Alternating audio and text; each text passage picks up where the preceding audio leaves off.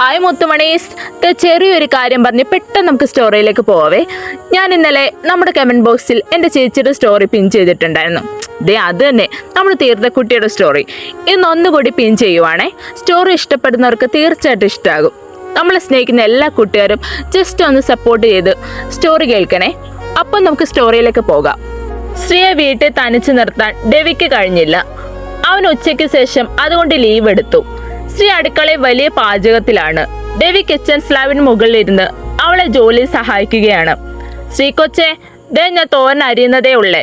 കൊച്ചു നിനക്ക് എന്നാ സ്പീഡാടി, എന്നെ ഒന്ന് സഹായിക്കാൻ സമ്മതിക്കടി കൊച്ചേ. ചാച്ച കടിച്ചു സഹായിച്ചാ മതി. അവൾ ചുണ്ടുകൊട്ടി. ഓ, ഇപ്പൊ അങ്ങനായോ? ഒന്ന് സഹായിക്കാന്ന് കരുതിയപ്പോ ഒരു ലോഡ് പുച്ഛം. എന്റെ ചാച്ച സഹായിച്ച് ഞാനൊരു വഴിയായി. എല്ലാം ഒന്നേന്ന് ചെയ്യണം. പപ്പടം കാച്ച ക്ഷീണം ഇതുവരെ മാറിയിട്ടില്ല. മുഴുവൻ കരിഞ്ഞുപോയി. എന്റെ കൊച്ചേ, അത് നിന്നോട് സംസാരിച്ചത് കൊണ്ടല്ലേ. ഇനി അങ്ങനെ പറഞ്ഞാ മതിയല്ലോ.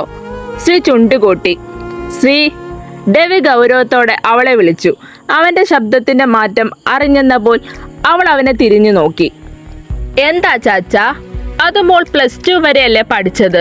റിസൾട്ട് വന്ന ശേഷം അല്ല മുത്തശ്ശി മരിച്ചത്?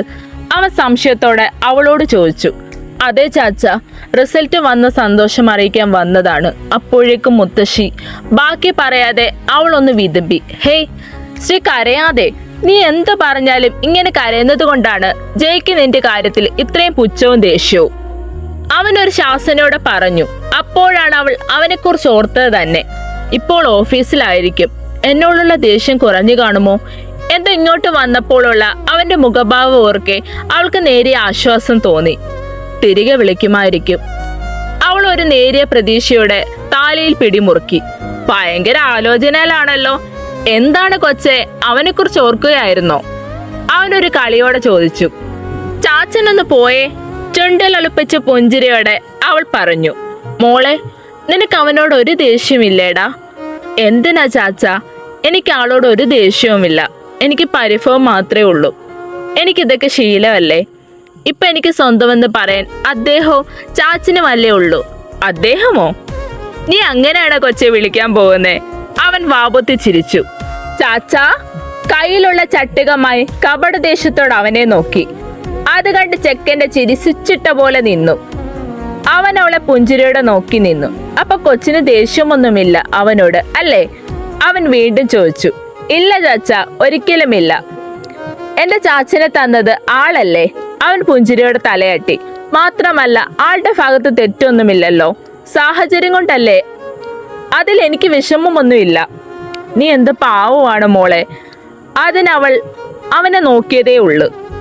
ഡെവിച്ചാച്ചാ, അവൾ കുറുമ്പോടെ വിളിച്ചു. അവൻ അതേ താളത്തിൽ വിളി കേട്ടു. എന്തോ? ചാച്ച നേരത്തെ എന്താ അങ്ങനെ ചോദിച്ചേ? എങ്ങനെ ചോദിച്ചെന്നാ കൊച്ചേ? +2 വരെ പഠിച്ച കാര്യം ചോദിച്ചല്ലോ. ഓ, അതുണ്ടല്ലോ മോളെ.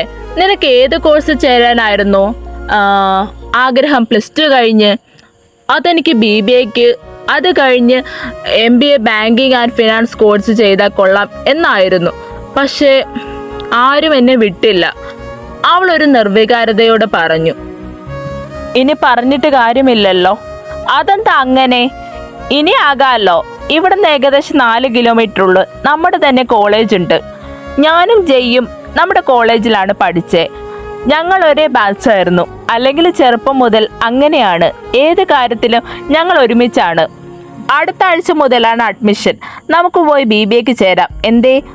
അവൾ നിറബഴികളോടെ അവനെ നോക്കി. അയ്യോ, എന്ത് പറ്റി മോളെ? വേണ്ട ചാച്ച, അതൊന്നും ശരിയാകില്ല.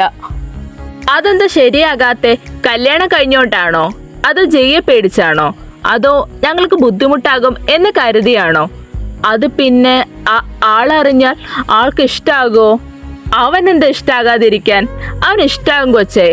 മോളെ, വിദ്യാഭ്യാസം ഉണ്ടെങ്കിലേ ഇനി ഈ ലോകത്ത് നമുക്ക് പിടിച്ചു നിൽക്കാൻ കഴിയൂ. സമൂഹത്തിൽ ഒരു വിലയുണ്ടാകൂ. എന്തിനേറെ പറയാൻ, നിന്റെ കെട്ടിയം പോലും മുട്ടുമടക്കും. ആണോ എന്ന മട്ടിൽ അവൾ അവനെ നോക്കി. ആടാ, എനിക്ക് കുഴപ്പമൊന്നുമില്ല ചാച്ച. തുടർന്ന് പഠിക്കാൻ ഞാൻ പൊക്കോളാം. Good girl. അതാണ് എൻ്റെ മോള്. ഡെവി സ്നേഹത്തോടെ അവളെ ചേർത്ത് പിടിച്ചു. എന്നാൽ ഓഫീസിൽ തൻ്റെ ചെയറിലിരുന്നു കൊണ്ട് അവൻ അവളെക്കുറിച്ച് ഓർക്കുകയായിരുന്നു. ഒരുപാട് വേദനിപ്പിച്ചിട്ടുണ്ട് നിന്നെ. പക്ഷെ നിന്നെക്കുറിച്ച് അറിയാൻ ഞാൻ ഒരുപാട് വൈകിപ്പോയി എൻ്റെ അമ്മു. ഈ അസുരന് സഹിക്കാൻ നിനക്കല്ലാതെ വേറെ ആർക്കാണ് കഴിയുക പെണ്ണെ? നിനക്ക് മാത്രം എന്നിൽ അസുരനെ മാറ്റാൻ കഴിയൂ. എൻ്റെ ദേഷ്യത്തിനെ നിനക്ക് മാത്രം കുറയ്ക്കാൻ കഴിയൂ. നിന്നോട് മാത്രം എനിക്ക് ദേഷ്യപ്പെടാനാകൂ. സഹിക്കാൻ കഴിയുവോട് പെണ്ണെ നിനക്ക്? എന്നെ താങ്ങാനാകുമോ എൻ്റെ കുഞ്ഞിപ്പെണ്ണിന്? അറിയാതെ പോയല്ലോ, എൻ്റെ അമ്മുവിനെ നോവിച്ചു പോയല്ലോ പൊന്ന. അവളെ ആദ്യമായി കണ്ടതും അവളെ പ്രണയിച്ചതുമെല്ലാം അവന്റെ മനസ്സിലൂടെ കടന്നുപോയി. വേദനയാൽ ആ കണ്ണ് നിറഞ്ഞു പോയി. ഇനി ആർക്കും വിട്ടുകൊടുക്കില്ല. നിന്റെ നിഴലായി നിന്റെ കൂടെ തന്നെ ഉണ്ടാകും ഞാൻ. ഇനി നഷ്ടപ്പെടുത്താൻ കഴിയില്ല നിന്നെ. പക്ഷെ വേദനിപ്പിക്കും നിന്നെ. നീ അറിയാതെ പോയല്ലോ നിന്റെ പ്രണയം. ഞാൻ വേദനിച്ചത് അത്രയും നിനക്ക് വേണ്ടിയല്ലേ പൊന്ന. അപ്പൊ കുറച്ച് വേദന നീ സഹിച്ചേ പറ്റൂ. ഈ അസുരന്റെ പ്രണയം നീ കാണാനിരിക്കുന്നതേ ഉള്ളൂ എൻ്റെ കുഞ്ഞിപ്പെണ്ണെ. അതിനാൽ നീ ഇനി കാത്തിരിക്കണം. നീ എൻ്റെ പെണ്ണായിരുന്നുവെന്ന് അറിയാൻ നീ പോകേണ്ടി വന്നു. സാരമില്ല, ഇനി സമയമുണ്ടല്ലോ, നമുക്ക് കാണാം. അതിനു മുമ്പ് നിന്നോട് സോറി പറയണം. നിന്നെ ദ്രോഹിച്ചവർക്ക് ശിക്ഷ കൊടുക്കണ്ട പൊന്ന. എൻ്റെ വണ്ടിയുടെ മുന്നിൽ അന്ന് ആദ്യമായി വീണപ്പോഴേ എൻ്റെ മനസ്സ് തോന്നിയതാ നീ എനിക്ക് പ്രിയപ്പെട്ട ആരോ ആണെന്ന്. ഞാൻ ഇത്രയും വേദനിപ്പിച്ചിട്ടും ഒരു പരാതി പോലും പറയാതെ നിന്നില്ലേ പെണ്ണെ നീ ഒരുപാട് മാറാനുണ്ട്. അതിൽ ഞാൻ നിന്റെ കൂടെ നിന്നാൽ നിന്റെ ലക്ഷ്യത്തിലെത്താൻ നീ പാടുപെടും. കാരണം നീ ആരാണെന്നറിഞ്ഞ മുതൽ പെണ്ണെ എനിക്ക് കുറച്ച് കൺട്രോൾ കുറവാ. പൂച്ചക്കുട്ടിയിൽ നിന്ന് പുലിക്കുട്ടിയാകണം, പേര് പോലെ ഭദ്രയാകണം പെണ്ണെ നീ, അവൻ കുറുമ്പോടെ മനസ്സിൽ പറഞ്ഞു. ഇന്നലെ വരെ എനിക്ക് നിന്നിൽ സംശയമുണ്ടായിരുന്നു. പക്ഷെ ഇന്ന് എനിക്ക് അറിയാം പെണ്ണെ, ഡെവിൻ നിന്നെ സംരക്ഷിക്കുമെന്ന്. അതല്ലേ ഞാൻ നിന്നോട് ഇന്നലെ അങ്ങനെയൊക്കെ പെരുമാറിയേ. നീ ഒരുപാട് മാറാനുണ്ട് പെണ്ണെ. നിനക്ക് എൻ്റെ കൂടെ കട്ടയ്ക്ക് പിടിച്ച് നിൽക്കണ്ടേ? എനിക്ക് വെറുപ്പല്ല പെണ്ണെ, എനിക്ക് നിന്നോട് അടങ്ങാത്ത പ്രണയമാണ്. എൻ്റെ അമ്മുവിനോട് അടങ്ങാത്ത പ്രണയം. അന്നുള്ളതിനേക്കാൾ 1000 ഇരട്ടി എൻ്റെ കുഞ്ഞിപ്പെണ്ണിനെ ഞാൻ പ്രണയിക്കുന്നു. അതിന് ഞാൻ കൂടെ ഉണ്ടായാൽ കഴിയില്ലടാ. ദൂരെ നിന്ന് നിന്റെ മാറ്റങ്ങൾ ആസ്വദിക്കാനാണ് എനിക്കിഷ്ടം. അതുവരെ എൻ്റെ കൊച്ചിൻ്റെ മനസ്സിൽ ഞാൻ അസുരനായി ജീവിക്കട്ടെ. നീ ഈ അസുരൻ്റെ മാത്രം കുഞ്ഞിപ്പെണ്ണാണ്. നിന്നെ ആർക്കും വിട്ടുകൊടുക്കില്ല, ആർക്കും. അത് പറയുമ്പോൾ അവൻ്റെ കണ്ണുകൾ ചുമന്ന് കലങ്ങിയിരുന്നു. ഫ്രണ്ട്സ്, ഇന്ന് ലെങ്ത് കുറച്ച് കുറവാണ്. എനിക്ക് നാളെ എക്സാമാണ്, നാളെ രാവിലെ എക്സാം ഉണ്ട്. അപ്പോൾ അതുകൊണ്ട് എനിക്ക് ചെറിയൊരു പാർട്ടേ നിങ്ങൾക്ക് തരാൻ പറ്റത്തുള്ളൂ. അപ്പോൾ അതുകൊണ്ട് ഒന്ന് സപ്പോർട്ട് ചെയ്തേക്കണേ. പിന്നെ നാളെ നമുക്ക് വലിയ പാർട്ട് ഇടാം കേട്ടോ. അപ്പോൾ ബൈ, ഗുഡ് നൈറ്റ്.